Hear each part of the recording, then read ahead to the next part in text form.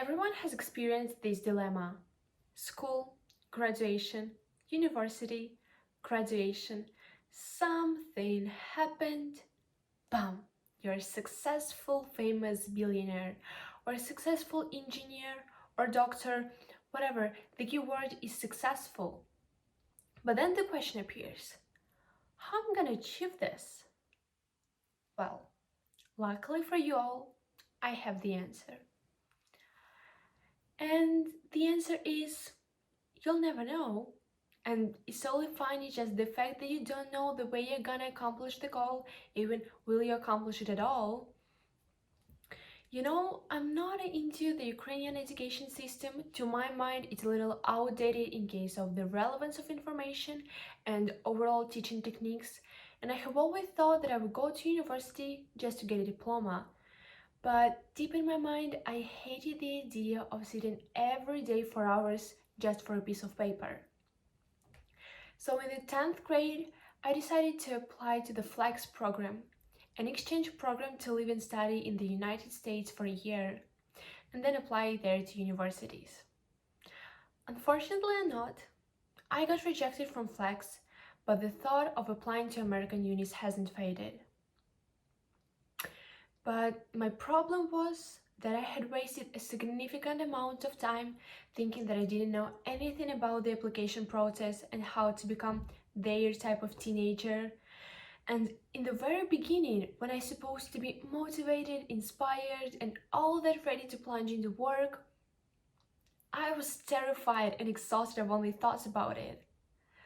Then, luckily, my hand got a book called The Answer: A Proven Method by Achieving the Unattainable by Ellen and Barbara Pease. Long story short, your brain extracts from huge data stream only what is relevant right now. So how can you set up your brain for the information you need? Well, you rather visualize it or write down in a notebook.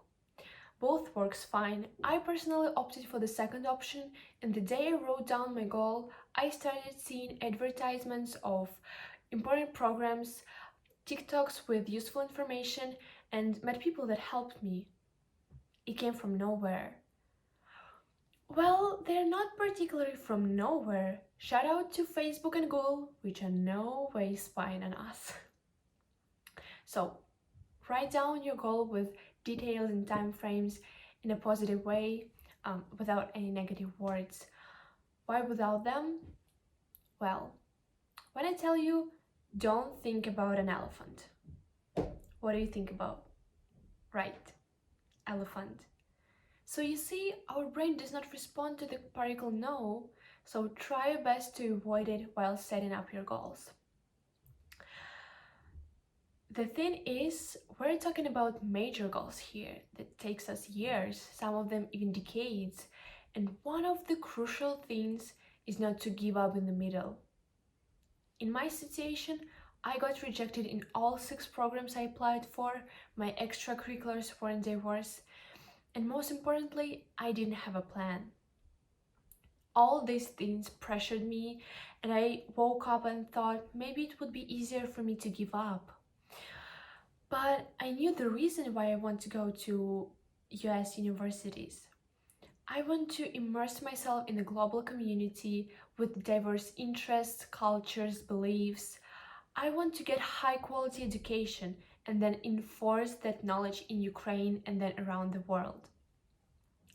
So I researched ways of how to deal with that overthinking and pressure and found 4 simple but essential techniques that helped me organize my goal, my upsides and downsides, and work with them. I called it pen and paper method because, trust me, these 2 simple things are gonna be your best friends. So, the first one is ask yourself questions. From what I need to do tomorrow to how I see my life in 5 or 10 years. Of course, some of the questions requires a lot of brain work, but the earlier you ask these questions, the earlier you get the answers. Then plan. Plan your day, your year, your goals. It makes your life much more structured and you won't miss something important just because your brain decided that it's not necessary. Another thing is super popular, super trendy, but still really effective journaling. You see, when you write your thoughts down, you make them structured. Well, obviously, because you need to create sentences. So you can overlook the situation, define the problem, and decide your next steps towards solving it. Every time I feel that I have a lot on my mind, I just pick up my phone or my journal and start writing. Sometimes it happens at night when I can't sleep, I just get up, pick up my journal, and write. And then, not surprisingly at all, I feel much more unpressured and sleep much better. Last but not least is think ahead. Of course, our life is full of ups and downs, and failure is an equal part of it as success. But I was paranoid every day, afraid of failure, especially of the consequences it'll bring.